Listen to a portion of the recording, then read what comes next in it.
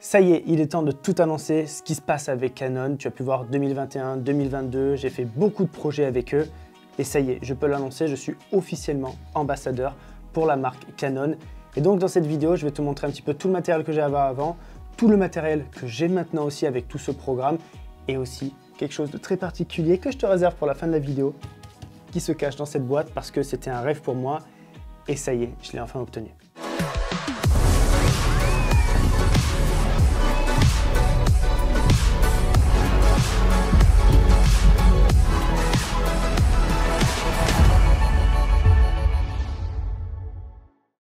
Avant de commencer sur la partie fun avec tout ce matériel, je veux déjà te rappeler une chose, ni la caméra, ni tout ce qu'il y a ici ne fait le photographe ou le vidéaste, d'accord? Tu n'as peut-être pas la chance déjà d'avoir tout ce matériel-là, mais rien n'est lié à la chance, tout est lié au travail, au sacrifice, aux heures que tu vas consacrer derrière pour pouvoir avoir ce matériel-là. Moi, ça fait plus de 17 ans maintenant que je fais de l'image, j'ai commencé il y a donc très longtemps, et au fur et à mesure, dès que je gagnais un petit peu d'argent, j'ai économisé cet argent et je le mettais directement tout dans mon matériel pour toujours avoir du matériel de pointe, ou du moins le maximum que je pouvais avoir à l'instant T pour pouvoir travailler dans les meilleures conditions. Donc non, je n'ai pas commencé avec ce type de matos, j'ai commencé avec ça. Un caméscope Canon, c'est vrai en plus, voilà, qui fonctionne à cassette, juste pour te montrer qu'en fait, on peut commencer avec pas grand chose et quand même arriver un jour à avoir tout ça, voire plus. Ensuite, par exemple, pour donner un autre exemple, ici, on a l'habitude maintenant de voir des gens qui travaillent avec des steadicams électroniques comme ça, parce que c'est courant. Ben, juste pour te montrer, j'ai pas commencé avec ça. Moi, j'ai commencé avec un steadicam que j'ai fabriqué avec un guidon de trottinette et des cale-pieds de BMX pour faire du poids. Voilà, donc pour te montrer que on peut aussi partir de zéro et quand même un jour réussir à avoir tout ce type de matériel. Et ensuite, par exemple, pour le steadicam, je te montre, après j'ai upgradé sur un HD 2000 et aujourd'hui à avoir des steadicams électroniques. Donc c'est exactement la même chose pour tout ce type de matériel. On y va petit à petit, on n'est pas surpris de voir tout ça, on peut rêver de voir tout ça et on se dit qu'en fait, techniquement, on peut l'avoir si on consacre du temps et surtout si on est passionné, il n'y a aucun souci, tu réussiras à avoir tout ce matériel que je vais te présenter maintenant. Rapidement, un autre exemple pour te dire que le matériel ne fait pas tout. Dans mes formations, j'ai créé une formation spéciale sur la photo et la vidéo que j'ai faite avec un boîtier, un 1100D de chez Canon. Je ne sais même pas s'il est encore en vente. C'est un boîtier qui coûtait 300 € avec le petit objectif de base 18-55. Et j'ai réalisé toute une formation photo et vidéo uniquement avec ça pour montrer que même si tu n'as pas tout ce qu'il y a ici, tu peux quand même réaliser des photos et des vidéos professionnelles parce que tu sais comment faire. Bien sûr qu'il va y avoir un moment une limite dans ton matériel, certaines choses, si tu veux faire de la 4K 120, c'est sûr qu'avec le boîtier, le 1100D, je ne peux pas le faire, mais ça ne m'empêchait pas de pouvoir faire une belle vidéo en Full HD. Et des belles photos aussi tout simplement, classiques, avec des portraits, un petit peu de paysage, etc.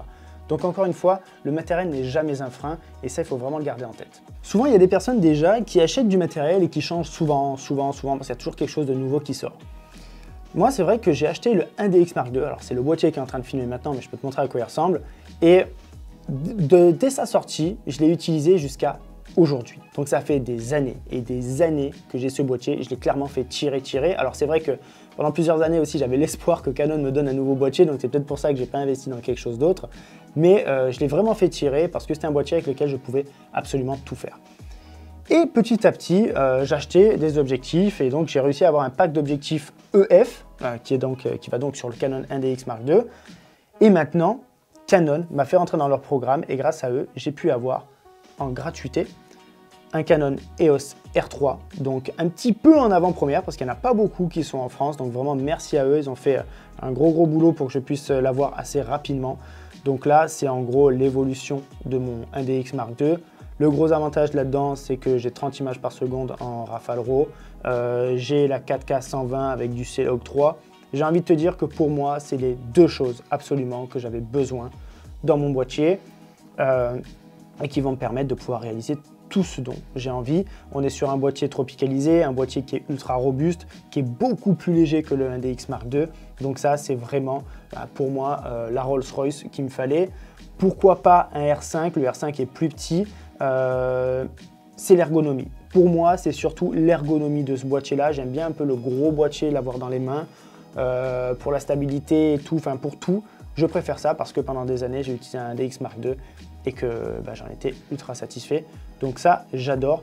Mais je te dirai après un petit peu, je vais avoir aussi un autre boîtier parce que j'en ai gagné un autre. Mais on va y revenir. Ici, ensuite, dans le pack qu'ils m'ont donné, ils m'ont donné 3 objectifs. Le RF 70-200 2.8, le 15-35 en 2.8 aussi, donc là, grand angle, et le 24-105 en f4. Donc ça, c'est le trio que je te conseille absolument. Dès que tu as ça, honnêtement, tu peux tout faire avec ça. Plus un 50 mm, ça c'est cool. Mais ça, c'est vraiment le trio de base. Le trio de base que j'avais déjà, honnêtement. Donc là, le 24-105 que tu peux voir en EF. Ici, c'était pas un 15-35, mais c'était un 16-35 qu'on avait. Alors, il est un peu plus haut, tu vois, il est un peu plus grand, alors que c'est vrai qu'on s'est dit, normalement, les RF ont peut-être des objectifs un peu plus petits. Ici, on a un objectif un peu plus grand. Mais honnêtement, bon, ça pose pas trop de problèmes. Par contre, ici, tu peux voir la différence entre les deux 70-200. Donc ça, c'est ultra flagrant. On a les deux 70-200 ici, là, le EF et le RF, donc stabilisés en 2.8 les deux. Et ici, en fait, l'objectif va s'ouvrir quand tu passes de 70 à 200. Donc là, c'est top parce qu'au moins dans le sac, bah, ça te prend moins de place. Une chose ici, là par exemple, juste petit détail, mais tu vois que j'ai les pare-soleil pour les 70-200 et pas pour tous mes autres objectifs. Je les utilise pas pour les autres. Pourquoi? Parce que j'aime bien les flares, donc je veux pas avoir de problème, j'en ai pas besoin du pare-soleil.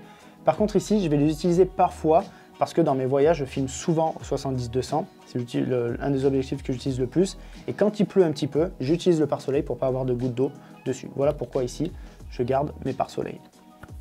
Ensuite, je vais te montrer un petit peu les objectifs. Donc là, j'ai que 3 RF pour le moment. Ici, j'ai un 100-400 mm qu'on m'a prêté. Donc Canon m'a prêté ça pour un petit projet. Donc pour de la photo animalière, ça c'est vraiment top. Si je ne me trompe pas, c'est pas marqué, mais je crois qu'il ouvre à 5-6 à 100 mm et à 8 à 400 mm. Mais honnêtement, pour de la photo animalière, ça fonctionne super bien. J'ai photographié les singes au Cameroun avec, c'était pour ce projet-là qu'ils me l'ont prêté. Et c'était vraiment nickel. Donc si tu as un objectif grand public qui fonctionne parfait pour la photo animalière, ça c'est top. Est-ce que tu as compris que je vais te faire un petit lien avec ce qu'il y a là-dedans? Et c'est pour ça que celui-là, je ne vais plus en avoir besoin. Bref, attends la fin de la vidéo pour te montrer ce qu'il y a là-dedans. Ensuite, les autres objectifs que j'ai. Poser ma petite caméra, ça. Il y a un objectif que je vais tout le temps utiliser aussi, je ne l'ai pas en RF, c'est un 50 mm. Donc moi, j'ai un tout petit 50 mm, hop, c'est ici, f1.4 qui marche de folie. Même si tu n'as pas forcément les moyens, tu peux prendre un 50 mm 1.8 que tu achètes à 50 € d'occasion sur le bon coin. Ça fonctionne très très bien aussi. Ça, je le conseille tout le temps. Et là, par contre, je vais devoir mettre une bague d'adaptation en fait entre ici mon RF et le EF de l'objectif. Donc ça, j'en ai forcément besoin. Donc ça aussi, c'est quelque chose que Canon m'a donné en plus pour pouvoir adapter mes autres objectifs parce qu'il y en a plein que j'ai pas en RF. Donc ce que j'ai pas en RF, c'est mon 100 macro encore. Je n'ai pas ici mon 65 LPE macro aussi, donc lui zoom 5 fois en macro. Donc là, en gros, avec ça, tu vois les poils des fourmis. Donc celui-là, en tous les cas, je crois qu'il n'existe pas du tout en RF. J'ai mon 14 mm en EF aussi, qui est d'une beauté absolue pour faire de l'architecture, du sport extrême, plein de choses. Ça, c'est la folie. Ici, bien entendu, si tu montes un objectif Canon avec un boîtier RF et la bague d'adaptation de chez Canon, tu n'as aucune perte de qualité, aucune perte de focus, ça fonctionne à merveille. Donc pas de souci aussi là-dessus. Ensuite, j'ai un objectif qui malheureusement n'existe plus chez Canon. Donc celui-là, je ne le retrouverai jamais en RF, c'est sûr, à part s'il le fabrique. C'est un 15 mm, un fisheye 15 mm. Normalement, je crois que c'est le 8-15 qui existe maintenant, mais le tout petit comme ça, il n'existe plus. Et même si je le casse aujourd'hui, il ne le répare même plus. Donc celui-là, je fais très attention. J'ai même plus le cache au-dessus. Je l'ai perdu. Je ne peux pas le racheter parce qu'ils n'en fabriquent plus. Donc j'ai une belle chaussette. Voilà, donc ça, c'est tous les objectifs que je vais utiliser pour travailler maintenant, pour tous mes voyages. Donc je suis passé full RF en hybride. Honnêtement, au début, j'étais un petit peu sceptique sur l'œilleton. Ici, en fait, le fait de regarder sur un viseur électronique. Pourquoi? Parce que c'est vrai que c'est pas pareil que de regarder dans un viseur d'un réflexe. Mais en fait, l'avantage, c'est que tu as en direct réellement à quoi ressemble ton image. Donc, si elle est un peu cramée en photo ou en vidéo, tu le sais directement et tu peux rapidement, en direct dans ton boîtier, toucher tes molettes et régler en fait ton éclairage, etc. Sans repasser par l'écran, etc. Donc, en fait, je me suis rapidement, très rapidement habitué à ça et c'est une merveille entre la stab en plus que tu as dans le boîtier plus les objectifs, chose que j'avais pas sur mon 1DX Mark II. C'est fantastique, il y a même des plans, honnêtement, j'ai fait un plan dans un festival où je marche avec mon boîtier de 70-200, j'étais à 200 mm, je marche comme ça, je tourne autour du DJ, au 200 mm, on a l'impression que je suis sur un Steadicam alors que je suis caméra à la main en train de marcher comme ça. C'est incroyable. Donc voilà, la stab est géniale.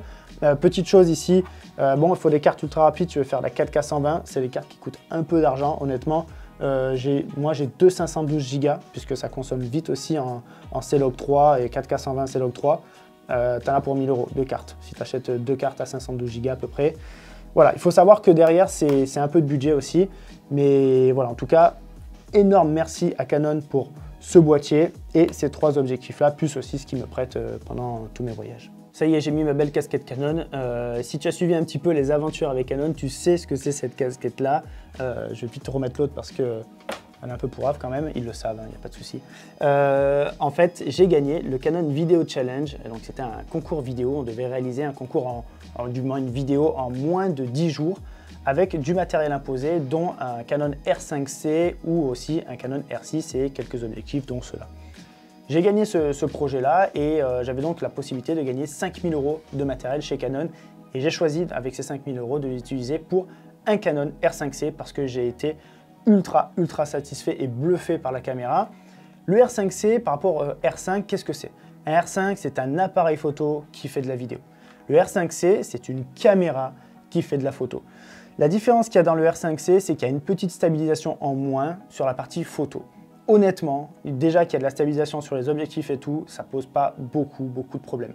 Et la vidéo est incroyable. Pourquoi? Parce que dedans, on a un vrai menu de caméra, comme la C70 par exemple, et non pas un menu qu'on peut retrouver dans les appareils photo comme celui-ci.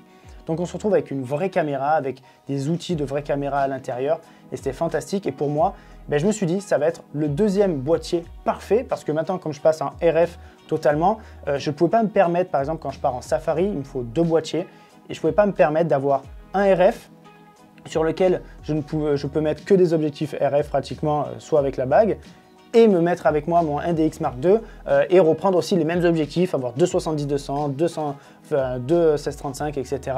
Donc il me fallait deux boîtiers RF. Et le R5C est le boîtier absolument parfait. On le sait, c'est vrai que sur le R6, R5, comme je t'ai dit, en fait, c'est des boîtiers, c'est des appareils photo qui font de la vidéo. Et donc à un moment, ils peuvent avoir aussi des limites sur la vidéo. Si tu filmes trop longtemps, c'est vrai que peut-être le boîtier peut peut-être un peu chauffer à un certain moment parce que c'est un appareil photo qui filme, c'est pas une caméra. Pour des plans très courts, pour plein de choses qu'on a l'habitude de faire, c'est bien, mais quand tu fais de l'interview, peut-être là c'est un peu plus contraignant. Et comme nous on fait beaucoup d'interviews, beaucoup de longues vidéos comme celle-ci, comme on fait avec les formations, etc. Et je me suis dit on va aussi investir dans un R5C et ça va être parfait.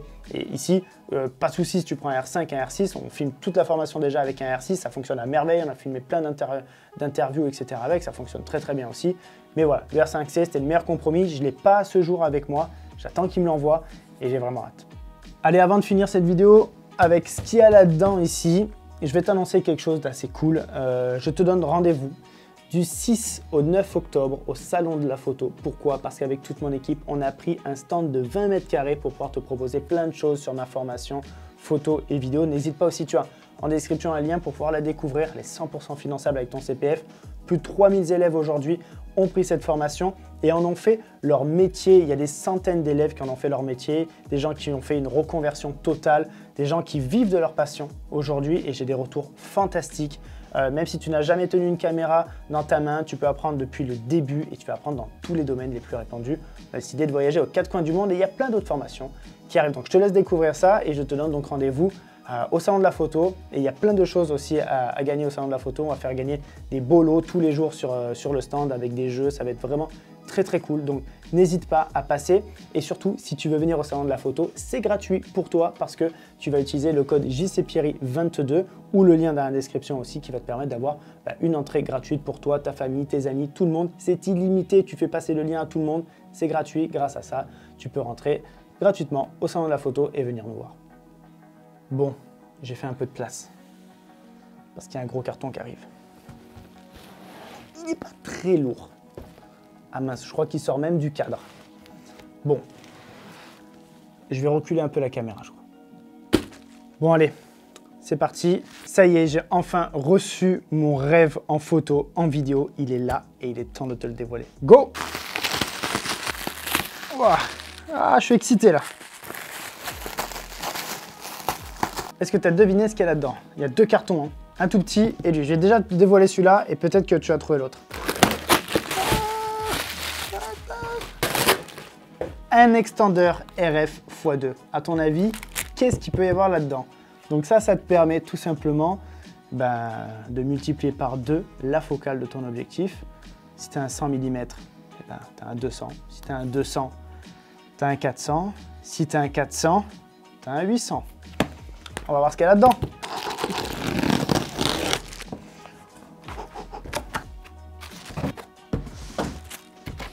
Oh.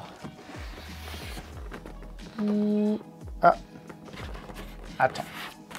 Et voici la bête. Ouah. Il est là, il est là, il est là. Le 400 mm 2.8 RF. Ça, c'est le Graal en photo animalière. Et c'est le mien. On dirait une capote, hein, quand même. Bizarre. Qu'est-ce que c'est ça? Ouh là là là là. Alors là, bref, qu'est-ce qu'ils ont mis là encore? Qu'est-ce qu'ils ont mis là? Qu'est-ce qu'ils ont mis? Oh là là là là. Voilà le bijou. Alors Canon me l'a déjà prêté pour 2 fois 2 safaris, une fois au Kenya et une fois en Zambie. Et là, c'est waouh. Là c'est chaud. Et tu sais quoi? Regarde-moi. On va de suite le mettre parce que par contre celui-là sur un R3, ça je l'ai jamais fait. Crac. Et voilà, The Beast. Alors là le pare-soleil sur celui-là, je vais le mettre parce que je vais éviter de faire un pet en fait tout simplement en face sur la lentille. Et voilà, El Bazooka acquis. Bon, voilà, je crois qu'on va finir cette vidéo sur ça. Merci. Alors, sur le Canon, sur le 400 mm, je l'ai un petit peu payé quand même. Canon ne pouvait pas tout me donner. Mais voilà, m'ont aidé un petit peu sur le prix et aussi le magasin IPNL. Donc merci beaucoup à eux qui sont aussi toujours là pour m'aider, qui m'ont bien aidé sur ça et sur l'extender x2. Donc voilà, ça je vais l'ouvrir après. Merci, merci beaucoup. N'hésitez pas aussi, vous avez un lien en dessous si vous voulez acheter du matos ou quoi sur IPNL, vous avez mon code créateur, c'est toujours cool. Et ils sont top, SAV, génial. Voilà, tout est parfait, donc n'hésitez pas à aller voir. Et maintenant, je suis prêt pour mon prochain safari. Pour les gens qui ont suivi, je pars fin octobre, début novembre avec ma copine, faire un safari au Kenya, encore une fois, au Masai Mara et en Amboseli. Et donc voilà, je serai prêt avec cet outil. Tout est à moi maintenant et merci encore de me soutenir à tout le monde et j'espère vous partager plein de belles photos d'animaux et plein d'autres projets. Merci à tous et je vous dis à la prochaine. Bisous, bisous.